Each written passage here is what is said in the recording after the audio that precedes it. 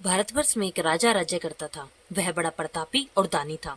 वह नित्य गरीबों और ब्राह्मणों की सहायता किया करता था। यह बात उसकी रानी को अच्छी नहीं लगती थी। वह न ही गरीबों को दान देती और न ही भगवान का पूजन करती थी, और राजा को भी दान देने से मना किया करती थी। एक दिन राजा शिकार खेलने वन को गए हुए थे, तो रानी महल में अकेली थी। उसी समय बृहस्पति देव साधु के वेश में राजा के महल में भिक्षा के लिए गए और भिक्षा मांगी।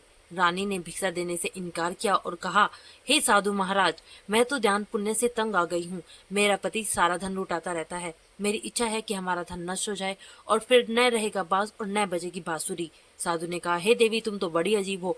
धन संतान तो सभी चाहते हैं, पुत्र और लक्ष्मी तो पापी के घर भी होने चाहिए। यदि तुम्हारे पास अधिक धन है तो भूखों को भोजन दो, प्यासों के लिए प्याऊ बनवाओ, मुसाफिरों के लिए धर्मशालाएं खुलवाओ। जो निर्धन अपनी कुंवारी कन्याओं का विवाह नहीं कर सकते, तुम उनका विवाह करा दो। ऐसे और कई काम हैं जिनके करने से तुम्हारा यश लोक परलोक में फैलेगा। परंतु रानी पर उपदेश का कोई प्रभाव न पड़ा। वह बोली, महाराज, आप मुझे कुछ न समझाए।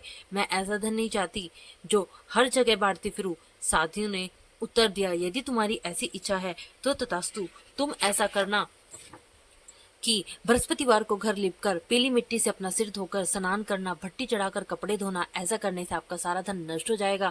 इतना कहकर वे साधु महाराज वहां से आलोप हो गए। जैसे वे साधु कहकर गया था, रानी ने वैसा ही किया।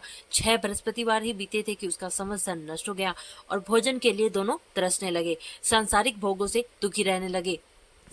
कुछ दिनों पश्चात साधु महात्मा फिर से वहां आए और रानी से भिक्षा की याचना करने लगे। फिर रानी बोली कि हे साधु महाराज, मैं आपको भिक्षा कैसे दे सकती हूँ, मेरे पास तो कुछ भी नहीं है।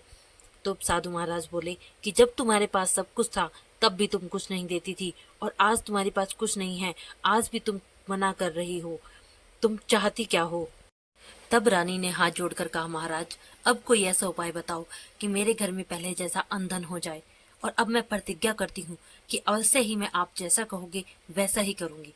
तब महात्मा जी बोले, बृहस्पतिवार को सुबह जल्दी उठकर स्नान आदि से निवृत्त होकर अपने घर को गाय के गोबर से लीपो और घर के पुरुष हजामत न बनवाए।